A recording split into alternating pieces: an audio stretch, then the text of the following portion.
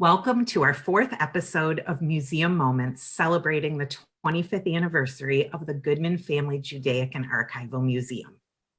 Summers sure look different in the 40s, 50s, and 60s off of Lake Michigan. At the mouth of the Black River, resorts like Samson's, Fiddleman's, and Weinstein's were packed with Jewish families from all over the Midwest. South Haven was the place to be, affectionately known as the Catskills of the Midwest. Summers were spent swimming, dancing, and having an amazing time with family. I am so thrilled to welcome our co-chairs of our Goodman Family Museum, Susan Loss and Janet Strout, and our very special guest today, Norm Samson. Norm Samson, that is, of the Samson's Resort, the enjoyable vacation paradise in South Haven. Today, we will reminisce and hear all about his summers spent at Samson's and the For Rest and Play Come and Stay Samson's Resort and the incredible exhibit that we hosted from May to September of 2006. And here we go. Janet, take it away. Norm, I'd like to know, as our viewers probably would like to know, how did you come across this exhibit on South Haven's Jewish resorts, and what made you connected to Temple? Well, back in 2005, my wife Barbara and I had gone to South Haven, and we noticed flyers on the telephone poles and in other areas of the town, which we have visited from time to time during our marriage. The flyers mentioned the Catskills of the Midwest exhibit at the South Haven Community Center. So I looked into it a little further, and what the exhibit was, it was about the resorts of South Haven during the times in the 30s, 40s, 50s, and up to the 60s. And I talked it over with Barb, and I thought that would be a great idea to see if we could maybe talk to Rabbi Loss and Shoshi and get the exhibit, maybe not on such a large basis, but on a smaller basis, to Temple Israel in the Goodman Museum. Because I knew from my last name, Samson, everybody at Temple Israel would come up to me and say, are you related to Ruby? Are you related to Pauline? Are you related to Leo from Samson's Resort? And I would say, yes, those were my parents, my uncle, my grandfather, official Samson. And they would have stories, whether they went to Samson's or went to Fiddleman's or whatever. I thought it would be a great idea that maybe Temple Israel would host the exhibit themselves. So your connection to South Haven then is through your family. Your family had a resort. Oh, yes. And the resort came about. My grandparents' his English name was Frank Samson, and my grandmother Lillian Samson came from Eastern Europe. Like many other immigrants, Jewish immigrants, and they ended up in New York, Chicago, some in Detroit, but my grandparents ended up in Chicago. And, they tried to work as much as they can because they were all hard workers, all the Jewish immigrants. And they heard about fruit farms in Michigan. And these fruit farms happened to be in the South Haven area, South Haven, Saugatuck, Fenberg. And they were looking for workers in the South Haven area. So not only my grandparents, but other Jewish immigrants came from Chicago, went to South Haven, Michigan, and worked the fruit farms in the summer. And the story goes on after that. Norman, before my first question is, where did you get that amazing art behind you on the wall? Is that from South Haven? No, unfortunately, that art is not from South Haven. It's from Scottsdale, Arizona. Okay. A place that you visited once or twice, right? Just a few times, yeah. Right. Okay. So that's how South Haven became a destination for so many Jewish families from the surrounding states.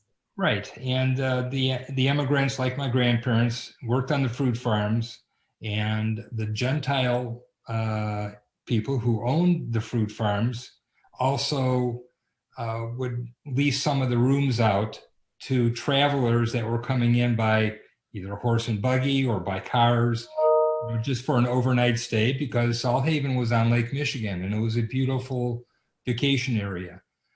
And the Jewish immigrants, they couldn't stay at the resort. They had to stay somewhere else because Jews were not allowed at a lot of these resorts. So the individuals who owned the resorts saw that the traffic was getting larger and larger coming in from Detroit, from Cleveland, from St. Louis, from Chicago, that people wanted to use Salt Haven as a vacation destination. So they thought, and which it did, their properties started to go up and they were up for sale. And the Jewish immigrants that came, those of them that did not have funds to pay for purchasing land, they received money from the Jewish Agricultural Society. And they purchased land from getting funds from that organization. And they built on to those properties and built the resorts. And that's how the Catskills of the Midwest started. So that's how the Jewish resorts developed. That's how they developed. Okay.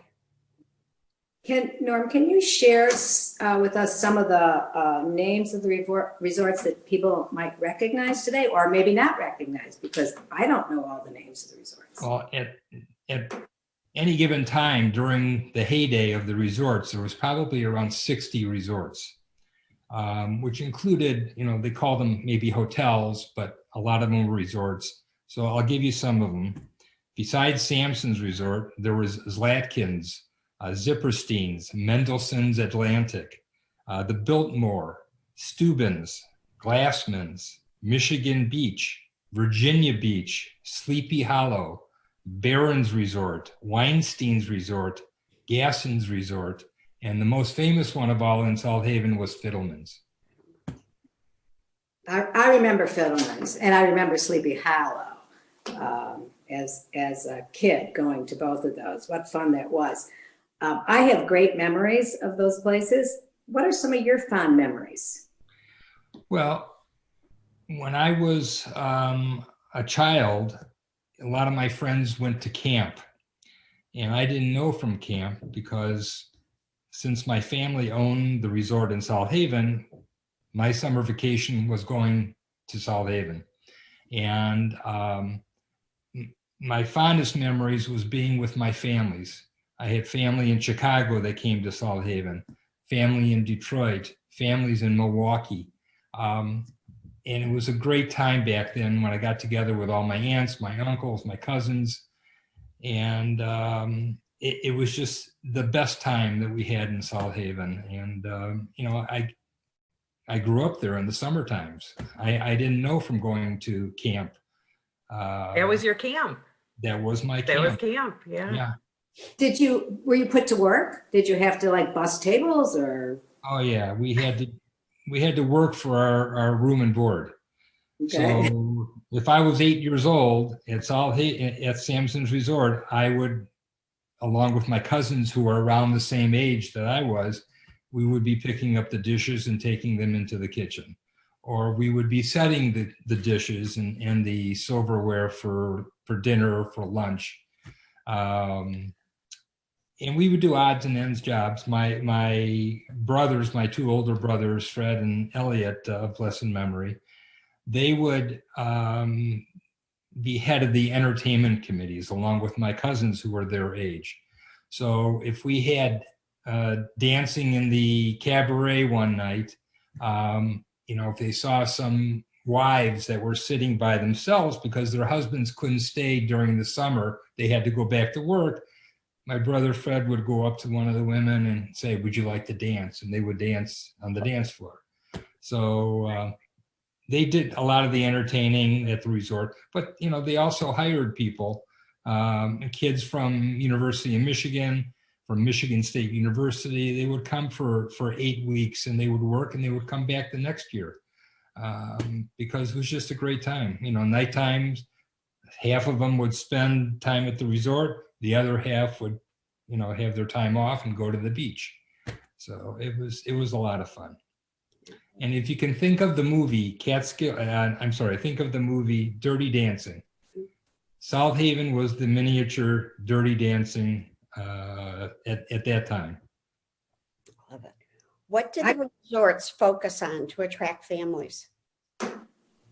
I'm sorry, I didn't hear What did the resorts focus on to attract families? Well, they focused on, you know, having families have happy vacations. Just like, you know, when we take our families to Mexico, or we take our families to, you know, Europe somewhere.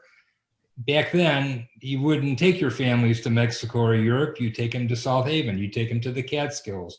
You take them to, you know, other areas that, you know, that families would appreciate and remember good times in the summer. The main thing that a lot of the people would ask if they weren't staying at Samson's, or if they weren't staying if they never stayed at Fiddleman's, they would say, always ask, how was the food? Because, you know, Jews want to make sure that they have good food. Right. They could care less about the room, but they want to make sure they had good food. Important. What kind of entertainment did the resorts provide? Well, Samson's Resort, we had our own entertainment, in-house entertainment. Again, you know, my brother Fred was very social-minded, and he was a great dancer, so he would go out and dance with some of the women. We had our own band, but when the Samson's Resort opened up the cabaret was in a special building at the resort. We served sandwiches and beer. We had music playing through the radio of the RKL Regent Orchestra. But other resorts, like Fiddleman's, Irvin Sheila Fiddleman, Sheila was an actor and a singer, so she would perform on her own. And they also would have names like Artie Johnson, the comedian, if you know who he was from Laugh-In. They had Glenn Miller's orchestra. They had Artie Shaw's orchestra. Mendelssohn's Resort had Martha Ray and the Dave Rose Orchestra. So they had some name entertainment. I couldn't tell you what Weinstein's or a lot of the other ones had, but Fiddleman's and Mendelssohn's were two of the resorts that had name entertainment. And they, you know, had the guests who were a little bit more on the richie side. Samson's was the working class resort. We didn't have to wear jackets to dinner. We just had to wear a tie. Mendelssohn's and Fiddleman's, all the men had to wear jackets and ties. And again, I take you back to the movie, Dirty Dancing. If you remember when they were having dinner, all the men were wearing jackets and ties. But there was a resort for everyone. There was a resort for everyone. There were resorts very close to the water, Lake Michigan, and resorts like Samson's, which was on the north side of South Haven, where we had to bus the people to the lakes. So I remember South Haven having to dress for dinner, and you mentioned food. It seemed to me that food was really very important. Where did the chefs come from? I mean, were they local? Were they imported from Miami? You're serving a lot of people. Did it have to be kosher or not? And I thought it was exotic food. So, well, a lot of the resorts had kosher kitchens, so they got a lot of the chefs were from Chicago. And Samson's Resort, we started out being kosher, but it was too difficult, so we became kosher style. And the chefs were just local people. I mean, local chefs from Chicago, and I know that Fiddleman's had brought in some chefs from New York, and so there was a diverse section of areas where the chefs came from, and most of the time they would be there for a year and they wouldn't come back, so they had to keep on getting new chefs. But overall, the food was good. We had Jewish dishes like kishka and chont, and which some people pronounce chulant, and knishes, and it was wonderful. We had Shabbat blessings on Friday night. We wouldn't have a rabbi necessarily, but we would have one of the senior members, one of the senior guests, light the candles and say the blessings. I remember you said something about utilizing like either local produce or the local dairy for milk ice cream, things like that. Right. Well, before we get into the dairy, the produce came from the local area because, they were all fruit farms, and they grew apples and they grew blueberries. South Haven, I think, is still the blueberry capital of the world. And so a lot of the fruit and vegetables were grown locally.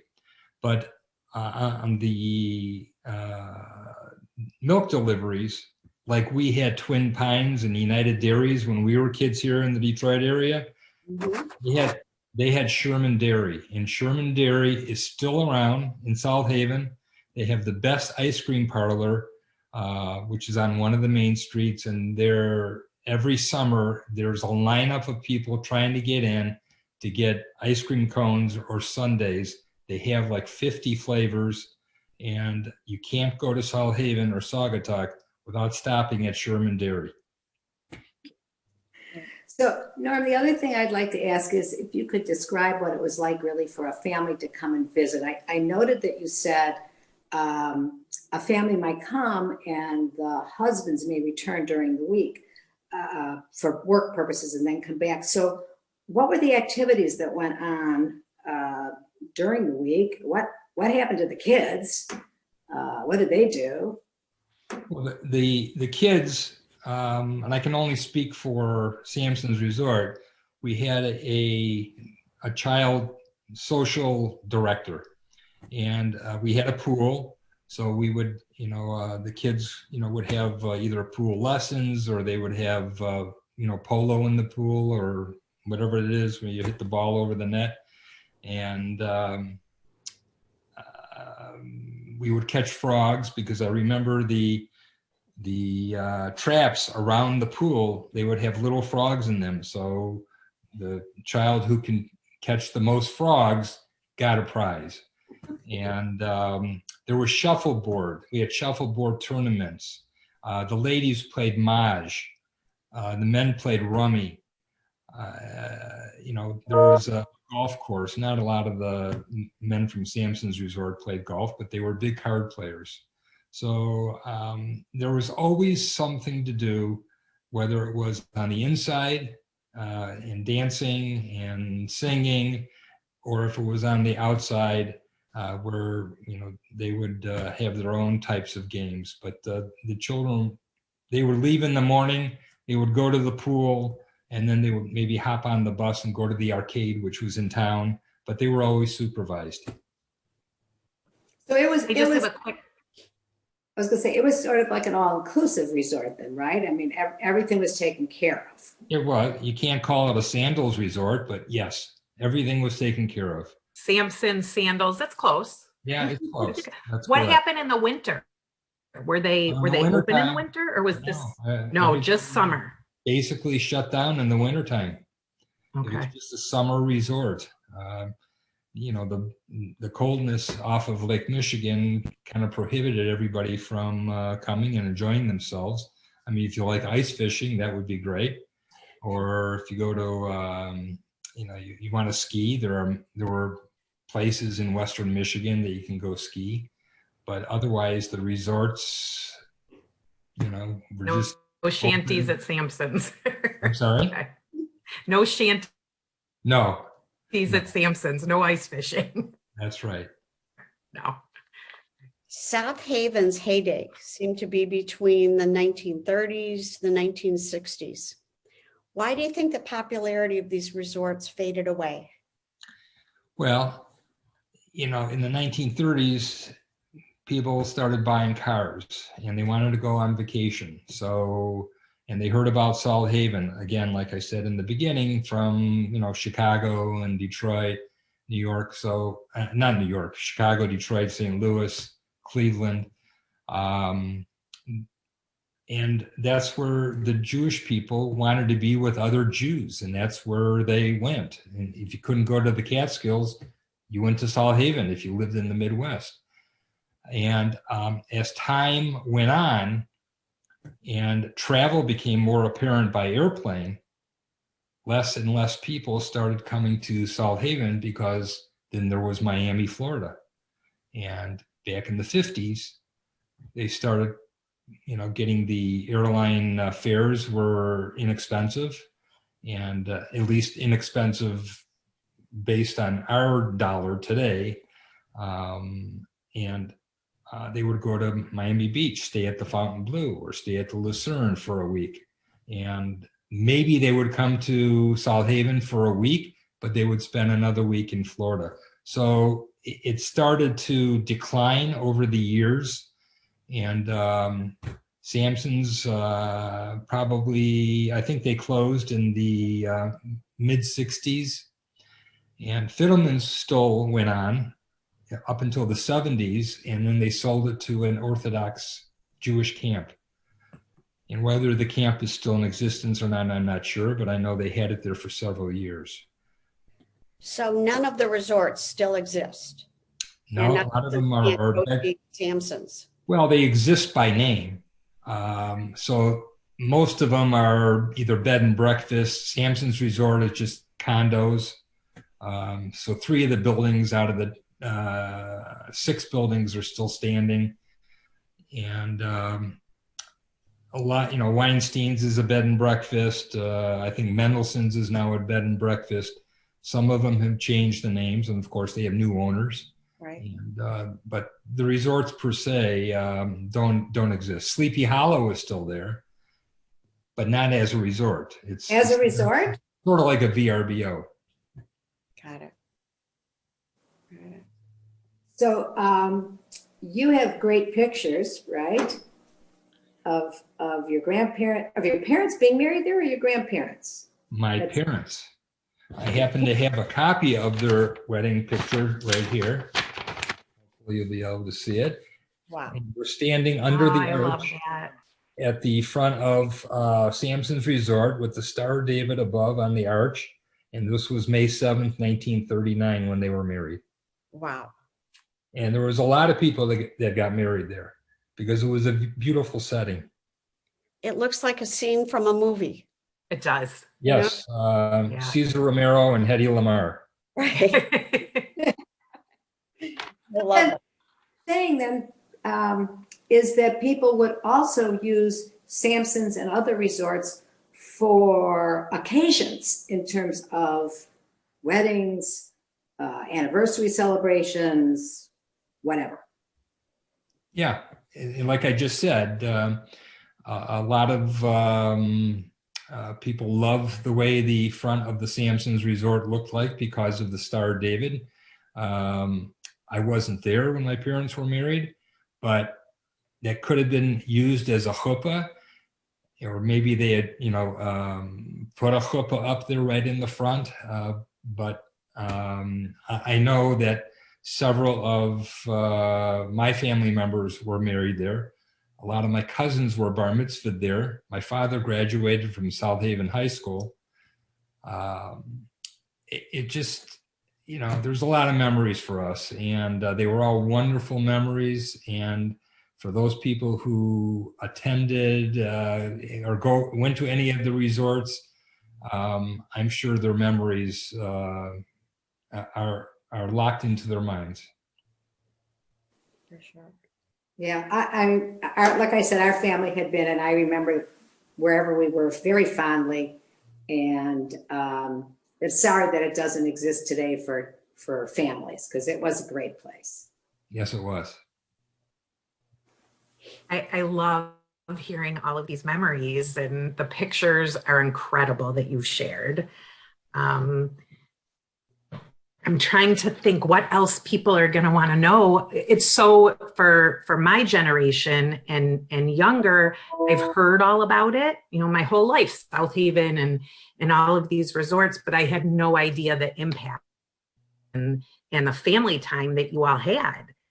You know, you spent time there instead of going to camp, and our whole vision of summer was probably so different for you. You probably waited for Memorial Day to come just to jump in the car to get there. You know, it must have been just an incredible experience. I wish that we had something like that now, and we don't. It must have been so special. Yeah, just it was so very special. But Yeah. I also want to thank you, Carrie, for helping us organize the concert that we had when Joshi and Rabbi Loss were kind enough to bring in the exhibit for the 3 or 4 months that we had it during the summer of 2006. And you helped organize the concert with Cantor Michaels and Hale and Stephanie. Yeah. And getting all of the residents from the Jewish retired homes, and you bust them in. We had a concert. Sheila Fiddleman came in, and she spoke about, you know, Fiddleman's Resort and her experiences in South Haven. And that was, next to going to South Haven, it was one of the greatest memories that I've ever had. So I thank you very much. And Shosh, I thank you for bringing in a very memorable exhibit to Temple Israel. All thanks to you, Norm. And my memory, we had probably close to 900 people in the sanctuary that night. Oh, easily. I think we did. We had, Yeah. I know we had a lot of people, Yeah. and we had the video playing in one of the exhibit cases. Yeah. My uncle was in that video, and they had Sheila Fiddleman, people from Gasson's Resort. A lot of the children from the resorts spoke on that video, telling the story that I kind of told you, how the resorts came about. And we even brought in sand from Lake Michigan to that exhibit. We had Sheila Fiddleman's cocktail dress that she wore when she entertained. That's right. We had, you know, a lot of different photos from different resorts and a lot of memorabilia. We had an ashtray from Fiddleman's Resort. We had a dairy bottle from Sherman's Dairy. And people, it was just unbelievable to see all these people go through and read the captions to all those items. And you can see how they remembered when they were younger and they went to South Haven, how much they enjoyed it. That exhibit was curated, right, by the South Haven Historical Society? Yes. Yes. So do they still have a lot of those photos and memorabilia items that were displayed? I'm assuming they do, because every couple of years, I think they hold the exhibit again at the South Haven Community Center. So maybe there's an opportunity then for anyone that missed the exhibit to check the South Haven calendar and see if that ever returns. And Absolutely. I know since 2005, I think they've had 3 other exhibits of this Catskills of the Midwest. Norm, tell us about the book that you have. Well, this is a very interesting book. In fact, the author, B. Krause, came to Temple Israel during the time we had the exhibit in 2006. And the name of the book is called A Time to Remember. And it's the history of the Jewish community in South Haven.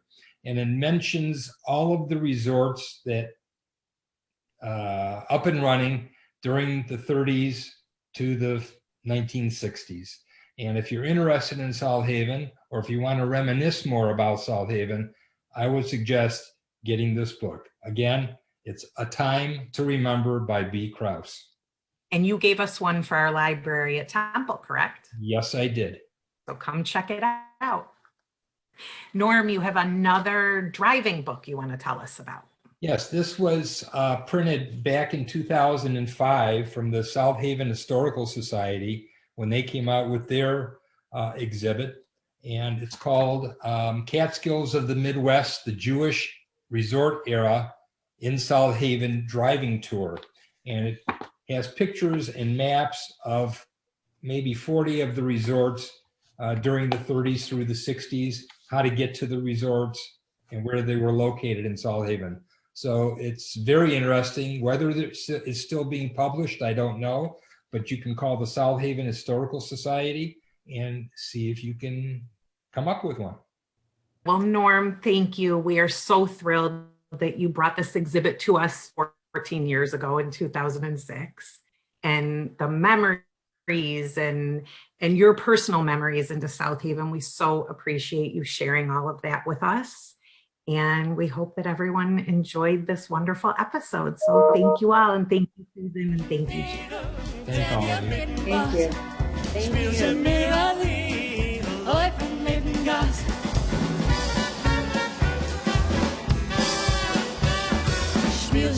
a Lied, läuft in mitten Gas. Ich schon